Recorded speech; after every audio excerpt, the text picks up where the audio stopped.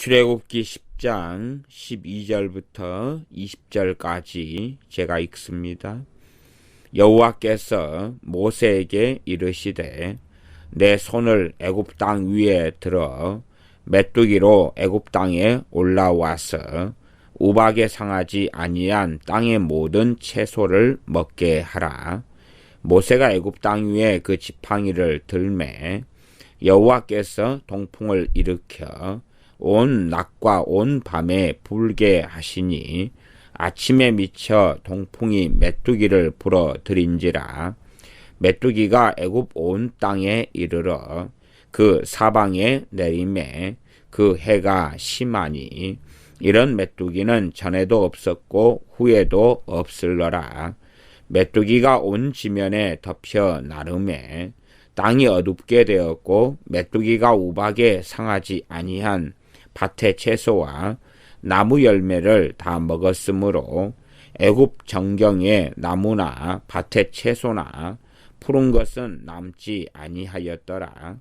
바로가 모세와 아론을 급히 불러서 이르되 내가 너희 하나님 여호와와 너희에게 득죄하였으니 청컨대 나의 죄를 이번만 용서하고 너희 하나님 여호와께 구하여 이 죽음만을 내게서 떠나게 하라.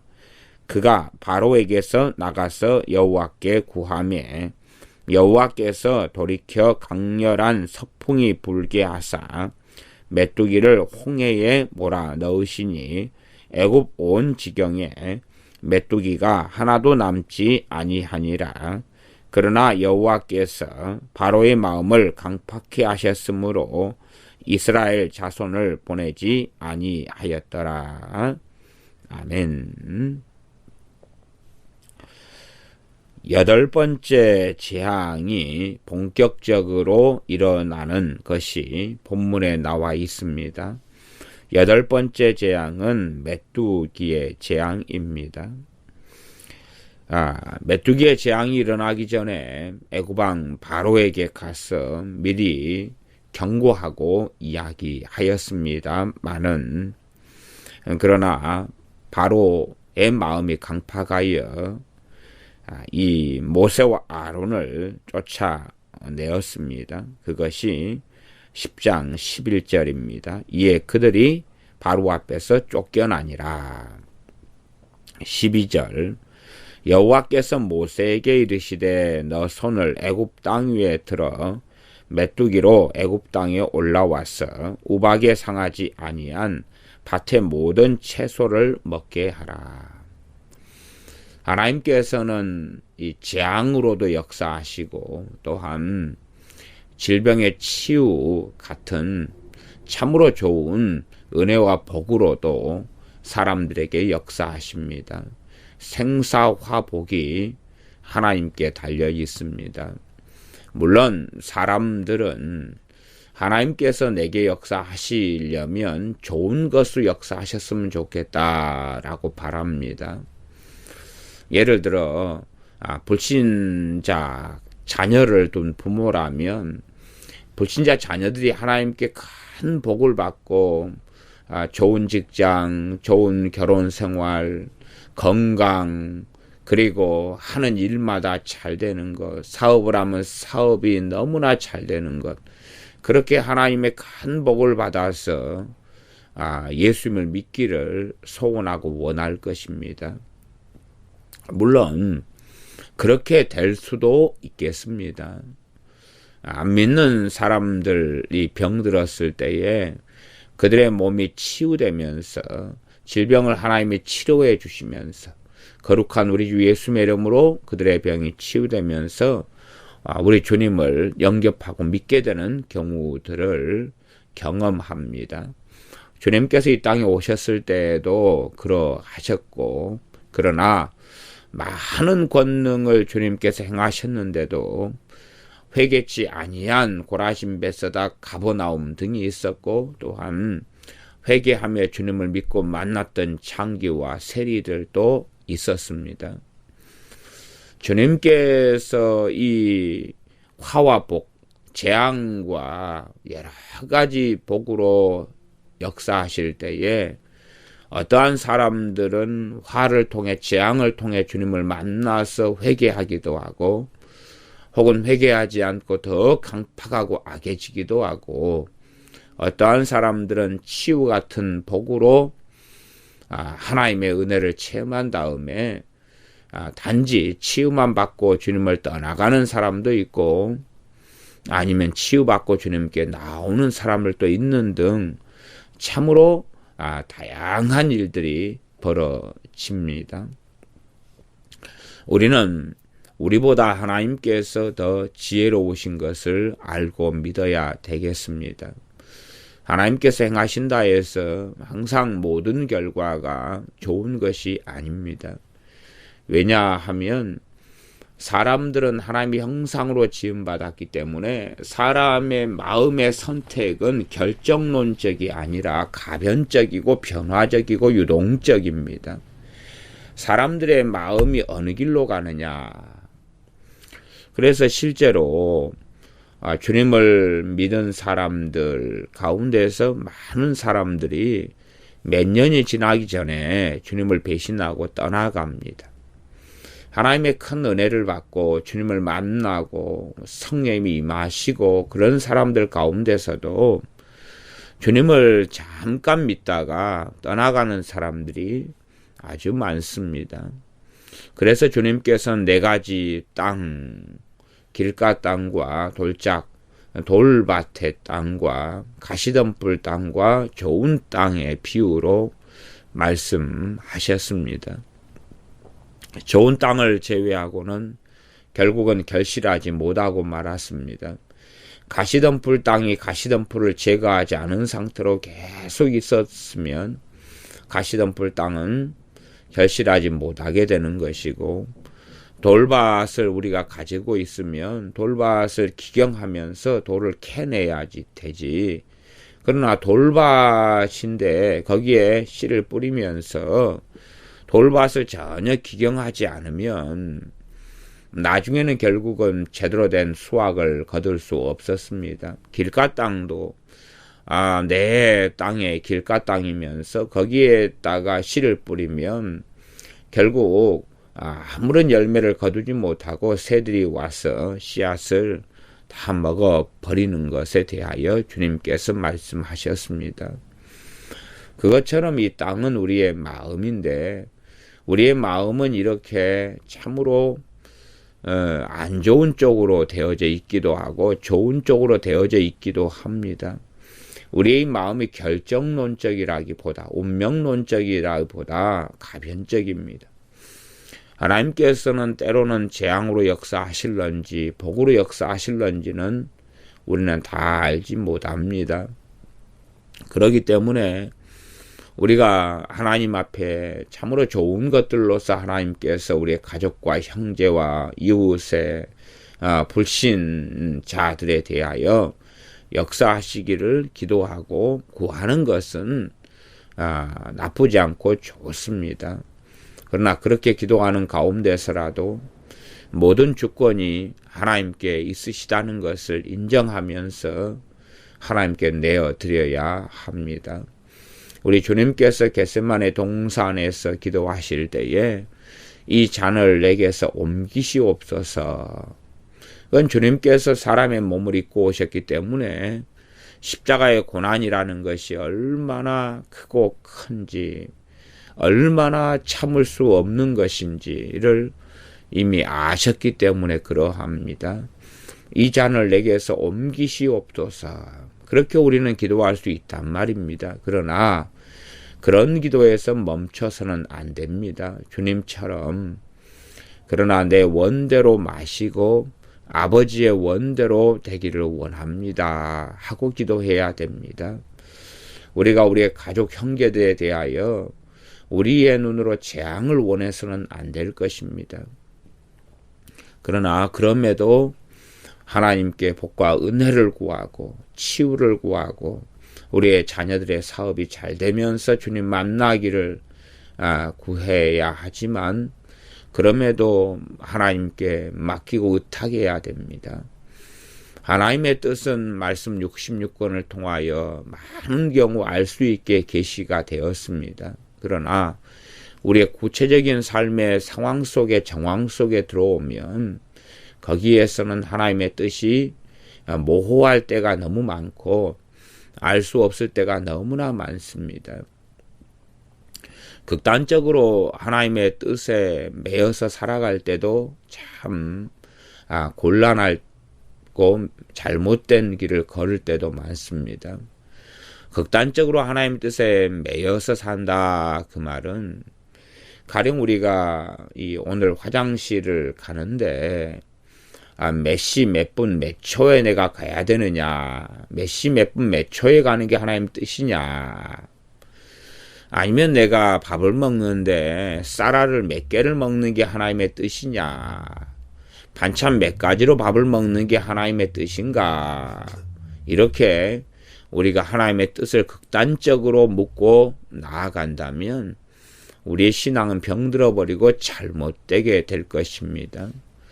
화장실을 언제 가느냐, 하루에 몇 차례를 가느냐, 밥을 언제 먹느냐, 반찬 몇 가지를 먹느냐, 1분에 숨을 몇 번을 쉬느냐, 그게 하나님의 뜻인가, 이렇게 가면서 그 뜻을 묻는 사람들을 저는 많이 보아왔습니다. 물론 이런 제가 예를 든 것처럼 극단적으로 하는 사람은 당연히 없겠지요. 그러나 실상은 그것과 큰 차이가 없는 대동소이한 그러한 하나님의 뜻을 구하는 사람들이 많습니다. 그래서 어느 때마다 자신이 자유의지를 통하여 행하고 때로는 어떤 것을 먹고 받을 때에 감사함으로 받으면 버릴 것이 없나니 하는 말씀처럼 그렇게 감사함으로 하나님께 받아서 행하면 될진데 그렇지 아니하고 오히려 뜻을 묻습니다. 믿음으로 행하면 될 터인데 믿음으로 행하지 않으면서 하나님의 뜻을 묻는 사람들이 많습니다. 하나님의 뜻에 대한 극단적인 길에 들어서서 방임적이거나 무책임하거나 혹은 전혀 하나님의 뜻이라고 말할 것이 없는 영역과 자리에서 하나님의 뜻을 물으면서 헤매고 다니는 사람들도 많습니다. 이 메뚜기 재앙이 일어납니다. 12절 너 손을 애굽 땅 위에 들어 메뚜기로 애굽 땅에 올라와서 우박에 상하지 아니한 밭의 모든 채소를 먹게 하라. 7째 재앙이 우박의 재앙이었지요. 8째 재앙 메뚜기 재앙을 통해서 우박을 통하여서 이 상하지 아니한 밭의 모든 채소를 메뚜기로 하여금 먹게 하라. 재앙을 통하여서 이집트 고센 땅을 제외한 애굽 사람들에게 하나님의 어미하심, 하나님의 살아계심, 하나님의 전능하심을 바로와 애굽 사람들에게 보이십니다. 13절 모세가 애굽 땅 위에 그 지팡이를 들매 여호와께서 동풍을 일으켜 온 낮과 온 밤에 불게 하시니 아침에 미쳐 동풍이 메뚜기를 들어 부러뜨린지라. 모세가 애굽 땅 위에 그 지팡이를 들었습니다. 모세에게 능력이 있는 게 아니라 하나님께 능력이 있고 하나님께서 약속하시기는 이 지팡이를 통하여서 기적과 이적을 행하라고 말씀하시고 지팡이를 통하여 기적과 이적이 행하도록 하나님께서는 언약하셨습니다. 우리는 하나님의 말씀의 능력이 있지 우리의 기도의 능력이 있는 것이 아닙니다. 우리가 하나님의 언약의 말씀을 믿고 기도할 때에 그 기도는 유효하며 기도는 역사하며 기도의 능력이 있는 것처럼 반드시 보입니다. 우리가 하나님께 호소하는 것이 능력이 있는 것이 아니라 우리의 호소를 들으시며 우리의 간구를 들으시며 사랑하시며 약속하신 말씀대로 이루시는 하나님께 모든 능력과 영광이 있다는 것을 우리는 반드시 기억해야 됩니다. 주객이 전도되어서 우리가 기도하는 우리의 행위에 우리의 감정적인 격렬한 기도하는 행위에 몰입해 버릴 수가 있습니다.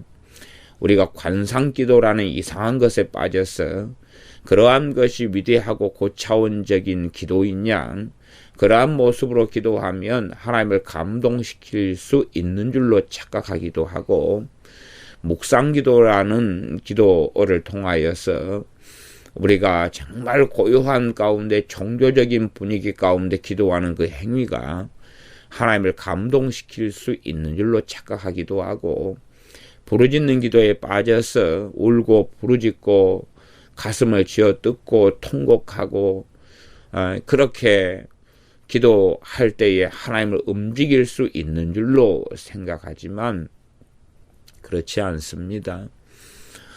부르짖는 기도, 간구하는 기도가 참 중요하지만 그 부르짖는 모습, 모양, 목소리, 목청이 얼마나 크냐 하는 것에 능력이 있는 것이 아닙니다. 진실한 기도, 믿음의 기도에 능력이 있고 하나님께서는 그분의 약속의 말씀을 지키시기 때문에 그렇습니다. 모세가 지팡이를 들어서 하나님의 말씀대로 순종하여 행합니다. 우리가 주님의 이름을 사용하는 건 너무나 귀한 가치가 있습니다. 그러나 주님의 이름을 사용하는 것을 남용하지 않도록 해야 됩니다. 더군다나 무의미하게 믿음도 없으면서 주님의 이름을 함부로 사용한다면 십계명의 제3계명처럼 여호와 이름을 망령되이 일컫지 말라 하는 죄를 짓게 될 수 있습니다. 우리 주 예수님의 이름은 우리가 마음대로 함부로 사용하도록 주신 것이 아닙니다. 그래서 주의하고 조심스럽게 사용해야 될 것입니다. 우리가 아주 비싸고 좋은 옷이 있다 그러면 이 비싸고 좋은 옷을 아무 때나 함부로 입고 다니지는 않겠지요. 그것과 비교할 수 없이 우리 주님의 이름은 영광스럽고 위대합니다. 우리 주님의 이름을 아무 때나 사용하지 말고 주의 깊게 내가 과연 믿음 가운데 있는가?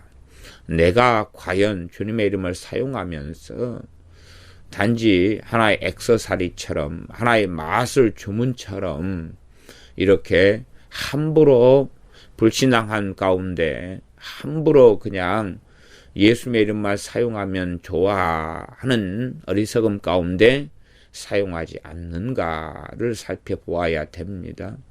그런 사람들은 주님의 이름을 사용하면 사용할수록 점점점 잘못된 길 속에 들어가게 됩니다. 그러나 주님의 이름을 사용하면서 주님께 영광을 돌리고 또한 마음 깊은 곳에 주님을 사랑하며 헌신하며 경외하며 주님의 위대한 이름을 우리에게 쓸 수 있도록 주신 주님을 찬양하면서 믿음 가운데 사용한다면 주님께서 영광 받으실 뿐만 아니라 우리에게 주님의 이름을 통한 위대한 기적과 역사가 나타나게 되어집니다. 모세를 통하여서 이 8째 기적 메뚜기 재앙을 일으키도록 하는 것을 보면서 하나님께서 모세의 대변자로 아론을 세우셨는데 아론을 통해서가 아니라 모세를 통해서인 것을 봅니다. 사람들에게는 이 그릇이라는 게 있습니다. 그 그릇의 분량을 초과하게 되면 넘치게 되지요.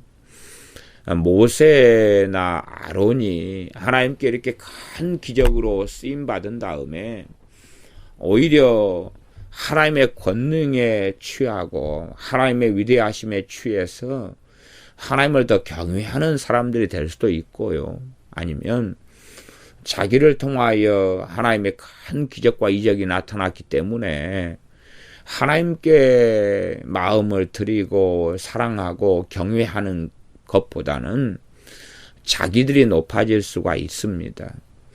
얼마든지요. 자기들이 높아지고 위대해질 수가 있습니다. 그런 면에서 아론은 상당한 위험성을 지닌 사람이었던 것 같습니다. 나중에 금송아지 사건을 보아도 명백하지요. 모세를 통하여서 이러한 말로 닿을 수 없는 메뚜기의 재앙이 일어나게 합니다. 메뚜기의 재앙이 일어나기 위하여서 얼마의 시간이 필요했냐 그러면 하루 밤낮의 시간이 필요했습니다. 모세가 지팡이를 들었습니다. 든 다음에 메뚜기들이 즉각적으로 생겨난 것이 아닙니다. 지팡이를 드니까 메뚜기가 이 온 애굽 땅의 지면에 몰려들기 위하여 하루 밤낮의 시간이 필요했습니다.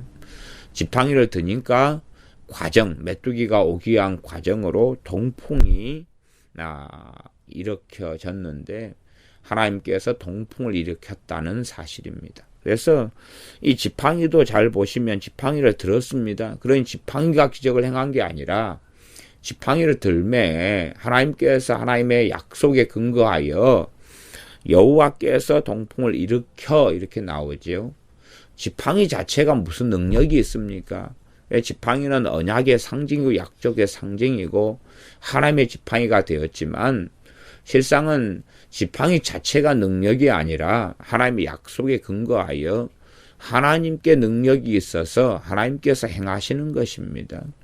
우리의 기도에 능력이 있는 게 아니라 우리가 하나님의 말씀, 기도에 대한 언약과 말씀을 믿고 기도할 때에 하나님께서 우리의 기도를 들으시고 응답하시는 것입니다. 지팡이가 들었는데 즉각적인 이런 일이 벌어진 게 아닙니다. 즉각적인 메뚜기가 나타난 게 아니라 여호와 하나님께서 동풍을 일으켜 온 낮과 온 밤에 불게 하시니 그러니 하루가 걸린 거지요. 아침에 미쳐 다음날 아침에 이르러 그 말입니다. 동풍이 메뚜기를 불어 들인지라. 지팡이를 들었는데 하루 밤낮의 시간이 걸립니다. 지팡이를 들었는데 다음날 메뚜기가 올라옵니다. 그러니 바로 입장에서 CCTV 같은 거 설치해 가지고 모세가 지팡이 들었네. 이제 메뚜기 나타나봐. 그리고 보거나 정탐꾼, 염탐꾼이나 신하를 통해서 지켜보았을 수도 있겠습니다. 메뚜기 안 올라오잖아. 없잖아. 지팡이를 든 다음에 1시간을 기다려봐도 2시간을 기다려봐도 5시간을 기다려봐도 아무렇지도 않아요. 해진 다음에 보아도 아무렇지도 않아요. 우리가 어떠한 하나님의 역사와 기적은 시간이 걸립니다. 하나님이 이미 역사를 시작하셨어도 우리가 열매를 거두고 보는 데까지 시간이 걸립니다. 이런 가운데 우리는 이 인내를 하지 못하고 불신앙으로 쉽게 전환될 수도 있습니다. 그리 되면 하나님의 역사하심은 이제는 취소되고 없어집니다. 그것이 대부분 우리의 기도의 문제입니다. 우리가 기도를 하였습니다. 그리고 기도를 하였고 특별히 믿음으로 기도하였다면 하나님께서 일하신 줄을 믿어야 됩니다. 너희가 믿은 대로 되라. 믿고 기도하면 믿었기 때문에 이루어진다. 이런 말씀을 주님께서 하셨습니다. 그러나 우리는 결과를 보고 믿으려 합니다. 나아가서 처음은 믿고 기도하지만 그러면서 즉각적인 열매, 즉각적인 응답을 기대합니다. 그러나 즉각적인 응답이 없을 때 쉽게 실망하고 쉽게 낙심하며 절망하며 하나님께로부터 믿음에서 불신앙으로 돌이킵니다. 그러나 반드시 그렇게 되지 않아야 됩니다. 모세가 하나님 말씀 순종한 지팡이를 들었는데 그날에 메뚜기 재앙이 일어나지 않았고 다음 날에 일어났습니다. 이렇게 시간이 필요한 일들이 많습니다. 이 정도 하루 정도야 기다릴 수 있겠지요. 그러나 열흘이 걸리는 것도 있을 것이고 왜 그런지 그건 하나님의 신비지요. 그것을 통하여 우리를 연단하시고 단련하시며 시험하시는 것도 있으실 겁니다. 하나님의 주권적인 부분에 속해 있는 부분이 얼마나 많습니까? 우리가 선택할 수 있는 영역도 많고 또한 우리 일을 넘어서서 하나님의 주권적인 영역에 있는 부분도 있습니다. 하나님께서 우리의 기도에 응답하시는 것은 하나님의 주권적인 영역에 속한 것입니다. 우리가 믿음으로 기도하고 하나님의 뜻대로 구할 때에는 반드시 이루어집니다만은, 그러나 그것이 오늘 응답될런지 내일 응답될런지 심지어 10년 뒤에 응답될런지까지는 그것은 하나님의 소관이 되어집니다. 그러므로 하나님께 구하면서 인내하는 그러한 믿음을 꼭 가져야 됩니다. 14절, 메뚜기가 애굽 온 땅에 이르러 그 사방에 내림에 그 해가 심하니 그 해악이 굉장히 심하게 되었다. 이런 메뚜기는 전에도 없었고 후에도 없을러라. 이런 메뚜기의 재앙이 전에도 후에도 없는 재앙이었다. 전무후무한 재앙이었다. 15절, 메뚜기가 온 지면에 덮여 나름에 땅이 어둡게 되었고 메뚜기가 우박에 상하지 아니한 밭의 채소와 나무 열매를 다 먹었으므로 애굽 정경에 나무나 밭의 채소나 푸른 것은 남지 아니하였더라. 메뚜기 재앙으로 모세와 아론이 이 하나님 말씀대로 선포하였을 때에 바로왕 같은 경우는 가볍게 여겼을 수도 있겠습니다. 메뚜기 그까이 거 아무것도 아니야. 왜냐하면 이 바로의 경험상은 메뚜기가 아무리 많아봐야 대단하지 않았기 때문에 그렇습니다. 왜 이런 일이 전에가 없었어요. 전에가 없었으니까 사람들은 자기의 경험의 한계에서만 생각합니다. 그러니 다른 재앙들 가운데 끔찍하고 무서운 재앙들은 있었단 말이에요. 독종 같은 이런 재앙들, 전염병 이런 걸로 한다면 얼마나 끔찍하고 말 들을 때 위험합니까? 우박 같은 경우도 그런 게 없어도 그래도 큰 우박, 무거운 우박이 떨어지면 굉장히 위험하겠네. 신하들 같은 경우는 우박의 재앙 이야기를 들으면서 마음에 귀담아 들어두는 바로의 신하들이 있었지 않습니까? 그러나 메뚜기 재앙 이야기를 들을 때는 어이구 메뚜기 그 가벼운 거 조그만한 거 아무것도 아닌 거 그냥 메뚜기 있으면 보는 족족 때려잡아 죽여버리지 뭐. 아니면 메뚜기 구이 나 좋아해. 다 잡아가지고 오히려 더 메뚜기 오라 그래. 메뚜기 잡아가지고 뭐 말리고 굽고 찌고 해서 먹을 거야. 메뚜기 좋아해. 메뚜기 볶음 요리, 메뚜기 튀김, 메뚜기 말림, 메뚜기 구이, 얼마나 메뚜기를 가지고 많이 먹을 수 있습니까? 우리가 아시다시피 세례 요한 같은 경우는 메뚜기와 석청을 잡수셨습니다. 그러니 세례 요한 선지자가 봐도 아이고 메뚜기 좋아. 내 일용할 양식이로세. 그렇게 되는 메뚜기인데 그래 메뚜기가 주로 먹는 음식에 속해서 먹는 거란 말이에요. 그러니 와봐 오라 그래. 너그 여호와 하나님한테 해보라 그래. 아이고 참 이제 능력이 떨어졌는 모양이지. 이제 막 센 걸로 좀 하다가 이제 메뚜기야 만만하구만. 해봐 별거 있어? 그렇게 아마 생각하지 않았는가 싶습니다. 왜냐하면 자기 경험의 한계에서는 메뚜기라는 것은 별거 아니기 때문에 그렇지요. 그러나 막상 메뚜기 재앙이 벌어지니까 메뚜기가 얼마나 많았는지. 메뚜기가 날아다니잖아요. 펄딱펄딱 뛰면서 날아다니는데 15절에 보니 땅이 어둡게 되었다. 온 지면에 덮여서 나르니까 땅이 어둡게 컴컴할 정도로 메뚜기가 공중에 가득 차버린 것입니다. 상상을 불허하는 메뚜기고 밭의 채소와 나무 열매를 다 먹어서 애굽 정경, 애굽 전역에 나무나 밭의 채소나 푸른 것이 하나도 안 남았다. 얼마나 무섭게. 그 다음에 이제 푸른 걸 다 먹은 다음에는 메뚜기가 어떻게 해야 되겠습니까? 또 뭔가를 갉아먹고 뜯어 먹어야 되지 않습니까? 푸른 것을 1차로 다 먹은 다음에 그 다음에 이제 또 뭔가를 갉아먹는 거예요. 16절, 바로가 모세와 아론을 급히 불러서 이르되 순식간에 푸른 걸 다 먹어버렸습니다. 바로는 정말로 끔찍한 것을 경험하고 체험합니다. 내가 너희 하나님 여호와와 너희에게 득죄하였으니 죄를 지었다는 걸 압니다. 바로도 양심이라는 게 있기 때문에 이 죄를 지었다는 걸 압니다. 로마서에 보면 율법이 있고 또한 사람이 양심으로서 율법의 기능을 할 수 있다고도 말합니다. 양심이라는 건 참으로 많이 훼손되고 더럽혀졌으나 그래서 사람마다 양심이 다 다릅니다. 다른데 그래서 어떤 사람의 양심은 죄를 더 많이 구별하고 분별하고 아는 이러한 양심이 있고 어떤 사람의 양심은 어지간한 건 죄가 아니고 그 다음에 몇 가지만 죄라고 깨닫고 아는 양심이 있겠습니다. 그래서 하나님 말씀에는 선한 양심을 가지라 라고 믿는 사람들에게 말씀합니다.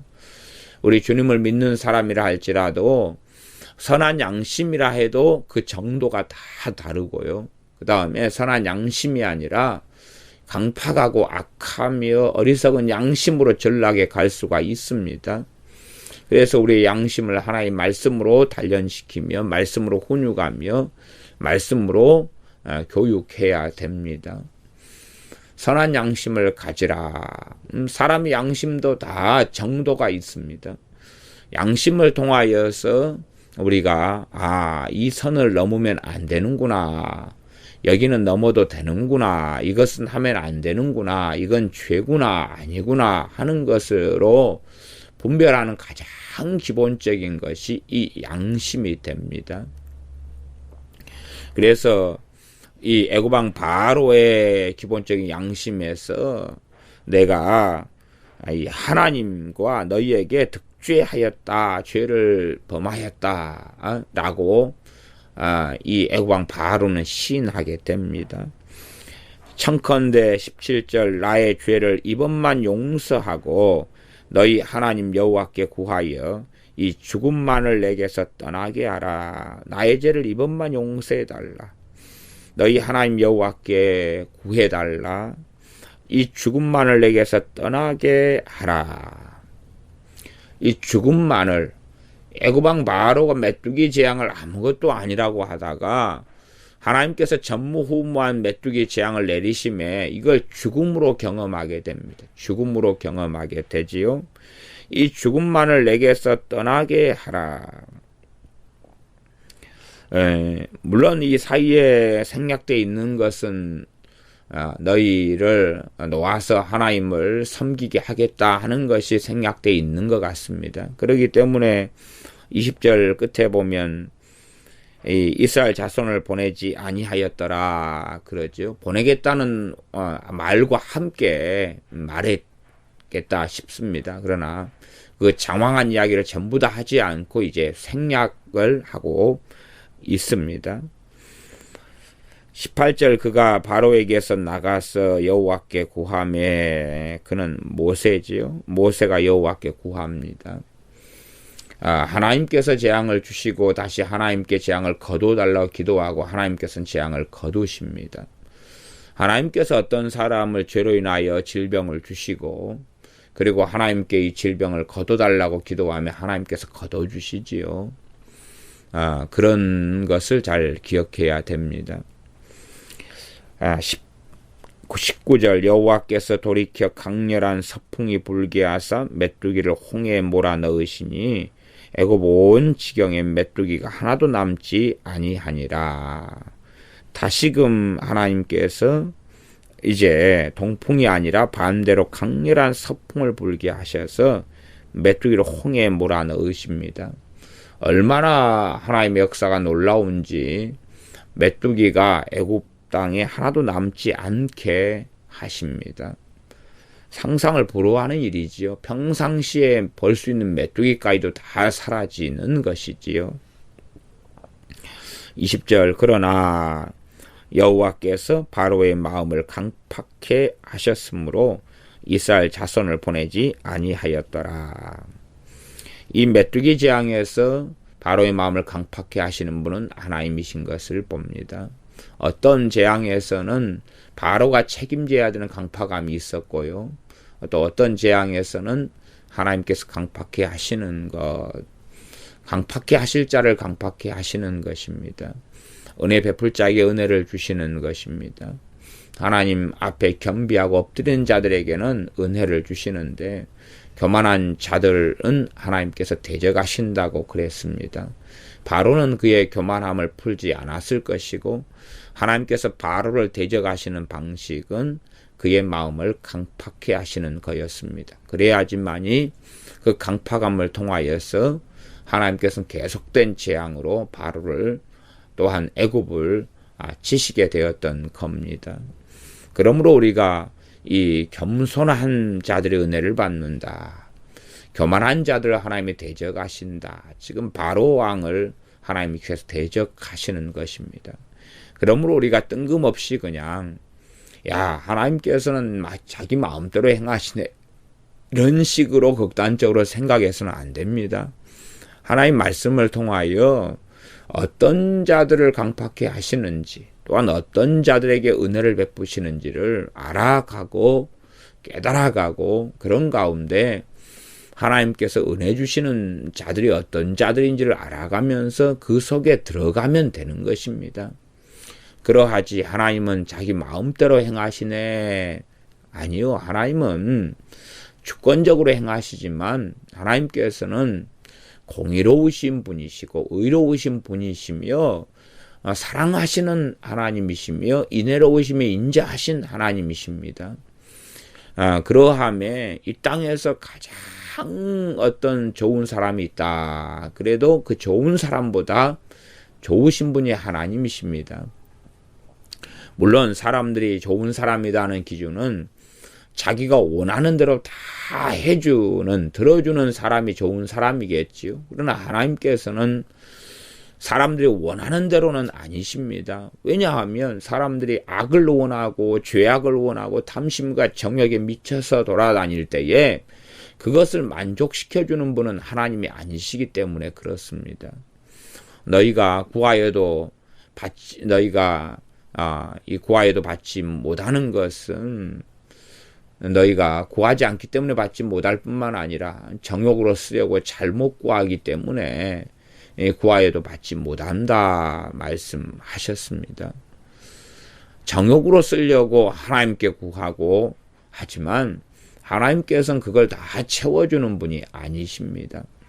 하나님께 마음대로 이 극단적인 기도하는 사람들은 하나님 말씀을 통하여 하나님을 알아가기보다는, 그래서 하나님을 알고 하나님을 경외하기보다는 무조건 이방인처럼 많이만 기도하면 될 줄로 생각합니다. 그래서 노인분들 기도 생활을 보면 노인분들은 연수가 더해가도 하나님을 알아가지 않습니다. 하나님을 배워가고 하나님을 알아가지 않고 기도만 열심히 합니다. 내 사명 기도니까요. 기도만 열심히 합니다. 그러나 그러한 기도의 대부분들은 열매 맺지 못합니다. 오히려 기도만 열심히 하는 그분 안에는 기도 생활했다는 기도의 이 흔적들, 경험들을 자기 의로 만들어서 잘못된 이런 신앙이 고착되는 것을 봅니다. 강팍하게 하실 자를 강팍하게 하시고 은혜 베풀 자에게 은혜를 베푸십니다. 애굽왕 바로는 교만하여서 하나님께서 대적하시니 그의 마음이 강팍해 되는 것은 당연한 일입니다. 우리의 마음이 낮추어지고 겸비해지면 하나님께서 우리에게 어떠한 자리, 어떠한 형편, 어떠한 처지에서라도 은혜를 주실 것입니다. 기도하겠습니다. 아버지 하나님, 8번째 재앙 메뚜기 재앙을 통해서 애굽 온 땅에 재앙을 내리시는 것을 봅니다. 아버지 하나님 앞에서 우리가 우리 자신의 능력을 과신하고 착각 속에, 어리석음 속에, 자기 의 속에 살아가지 아니하고 하나님을 알아가면서 기도하고 하나님을 알아가면 알아갈수록 아버지 하나님을 경외하는 우리가 되게 도와주시옵소서. 내일에만 관심이 있어서 내일 가운데 하나님의 뜻은 무엇인가 하고 묻고 어리석어지기보다는 하나님의 일에 관심이 있고 하나님께 관심이 있어서 하나님을 사랑하는데 열심히 우리가 되게 하여 주시옵소서. 열심으로 하나님을 사랑하며 하나님을 따르며 하나님을 기쁘시게 하는데 우리의 힘을 쏟고 마음을 쏟고 시간을 들이며 헌신하는 우리가 되는 복을 주시옵소서. 예수님의 이름으로 기도하옵나이다. 아멘.